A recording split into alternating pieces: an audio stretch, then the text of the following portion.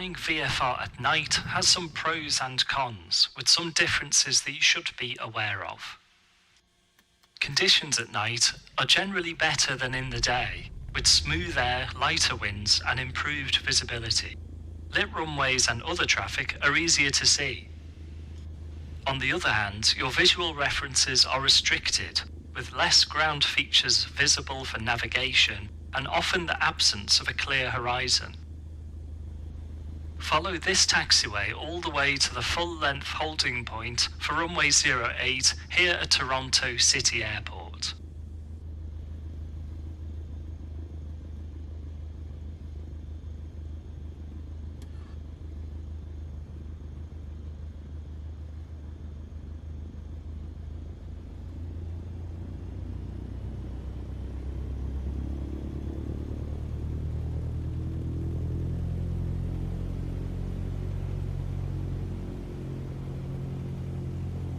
As the light levels are so low, your night vision is important and needs protecting. White light quickly cancels your night vision and it can take up to 30 minutes to fully restore it. Red coloured light has a much lower effect, so any torches or cabin lighting is best if it's in a reddish colour, such as the Cessna 152 dome light here. We'll depart 08 and make a right turn, and you'll quickly see how the lack of the horizon forces you to rely more heavily on your instruments.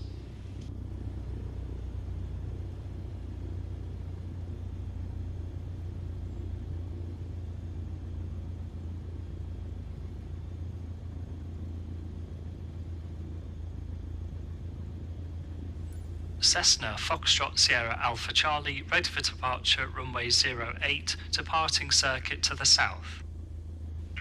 Sierra Alpha Charlie, roger, cleared VFR not above 2,500 feet, cleared for takeoff runway 08, wind calm. VFR not above 2,500 feet, cleared for takeoff runway 08, Sierra Alpha Charlie. Take off and climb towards 2,300 feet. We'll leave the circuit to the south.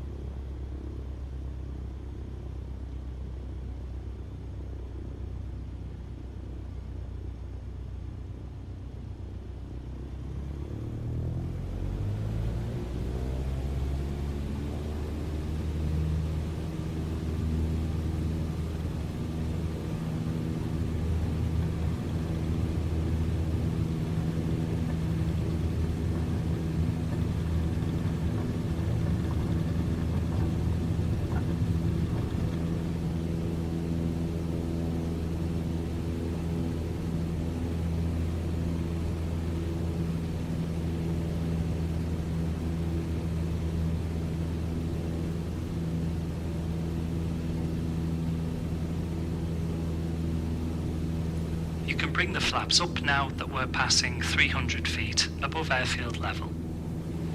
The climb attitude flaps up gives about 7 degrees nose up on the attitude indicator with 75 knots. Make a mental note of this for later. Now make a right turn to heading 180 and keep climbing to 2,300 feet.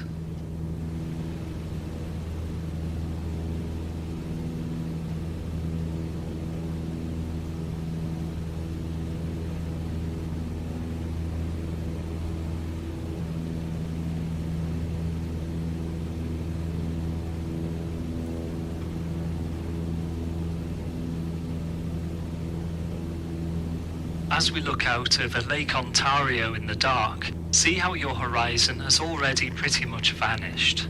Shift your focus more onto your instruments, but remember we're still VFR and need to maintain a lookout.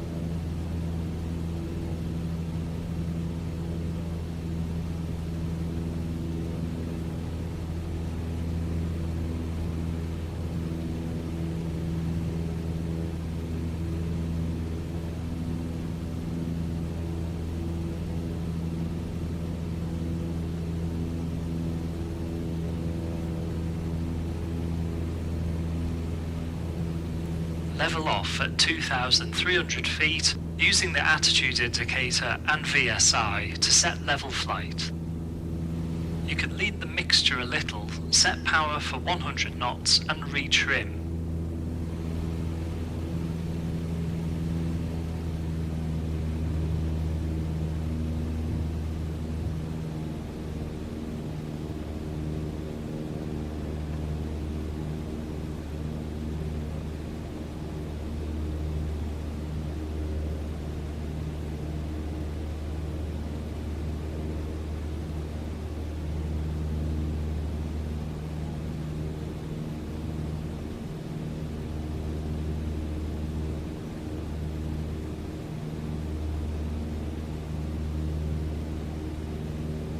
Hold an altitude of 2,300 feet. Sierra Alpha Charlie requests to leave the zone to the east en route Oshawa along the shoreline. Sierra Alpha Charlie Roger, leave the zone not above 2,500 feet VFR, call at boundary. Not above 2,500 feet VFR, Wilco, Sierra Alpha Charlie. We don't want to get too far out over the lake, so make a left turn to heading 020 back to the shoreline.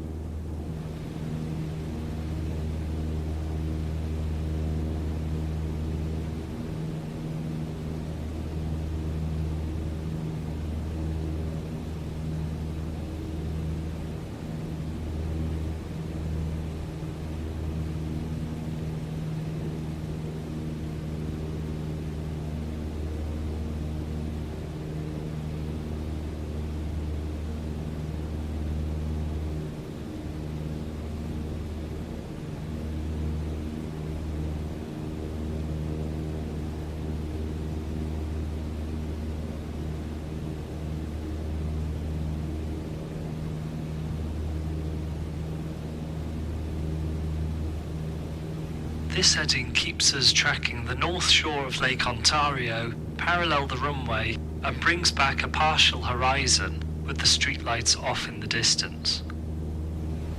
Try to use both the partial horizon and the instruments to set and maintain an accurate straight and level. Take us back to the shoreline.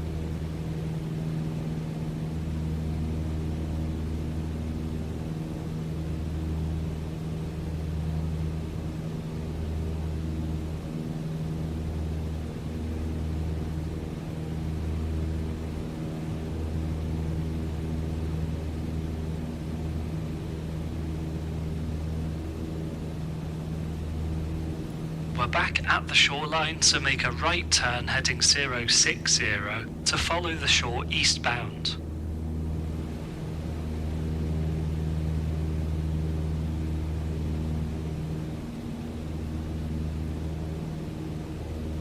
Sierra Alpha Charlie, zone boundary outbound, request frequency change to Oshawa 120.1. Sierra Alpha Charlie, frequency change approved. Keep tracking the coast on heading 060 and we'll switch over to Oshawa.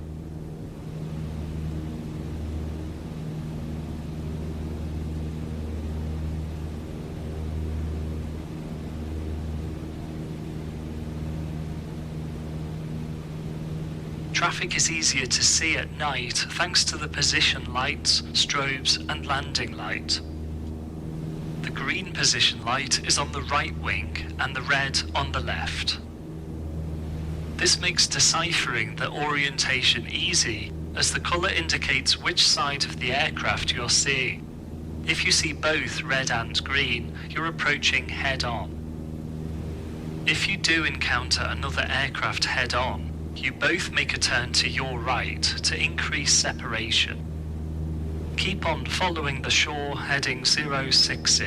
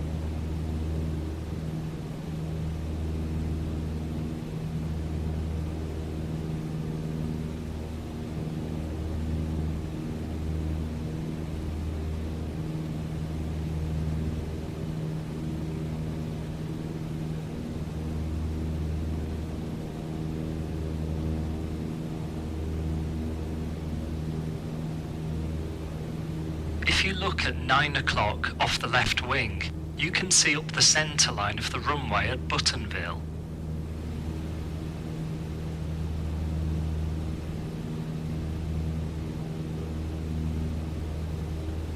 Looking straight ahead over the nose, we can see the flashing runway light at Oshawa Executive, which is where we're heading. Notice how airports are much easier to pick out at night if they have lit runways.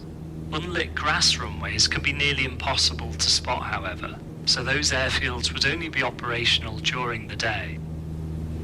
I'll get the weather for Oshawa. Normally an ATIS is available, but out of hours it's an automated weather observation system, AWOS. Oshawa Automated Weather Observation System. Observation taken at 0150 UTC. Wind 270 at 4 knots. Visibility greater than 9. Sky condition view 3000. IFR approach RNP 30. Landing and departing runway 30. Temperature 15. 2.4. Altimeter 29.92. Alright, so we now know it's runway 30 in use with a light headwind. The altimeter is already set to 29.92. The USA and Canada report an altimeter setting instead of a QNH, which is effectively the same but using different units. QNH is reported in hectopascals and altimeter settings are inches of mercury. Altimeters allow settings from either system, as seen in our 152 with the millibar scale on the left and inches of mercury scale on the right. Canada VFR rules require 500 feet vertical separation when below cloud in uncontrolled airspace. Cloud is reported as few at 3,000 feet, so if we stick to cruising at 2,300 feet, then we know we're fine. The USA applies the same rule, but most other countries just require you to stay clear of cloud until above 3,000 feet. Keep flying us towards Oshawa heading 060. Hold an altitude of 2,300 feet.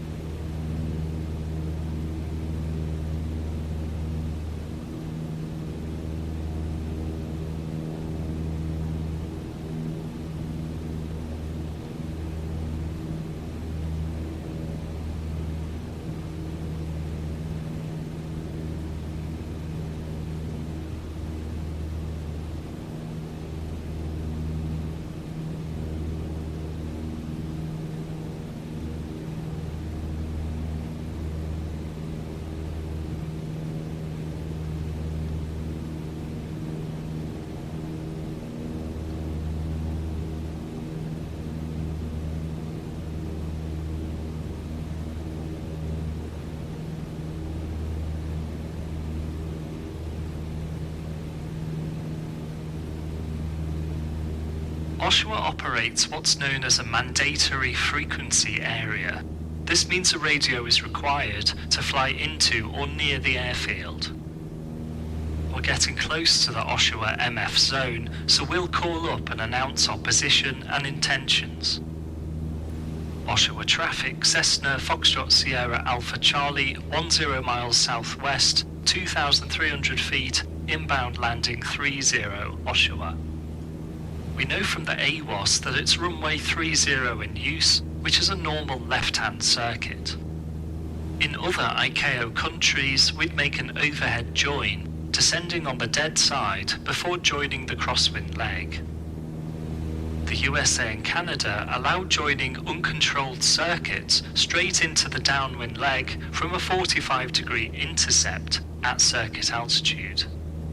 The elevation at Oshawa is 460 feet, so start descending now to a circuit altitude of 1,500 feet, aiming for the center of the airfield.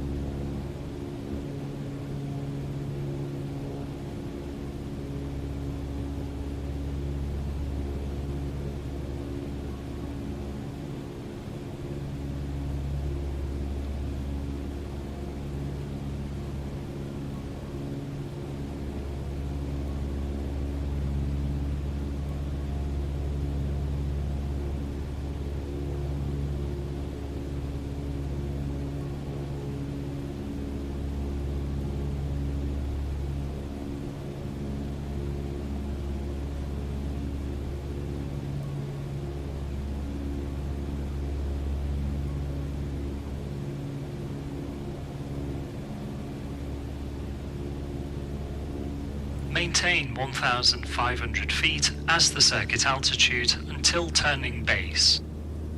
Note that the runway lights we see up ahead is runway 05, but that's not the one currently in use.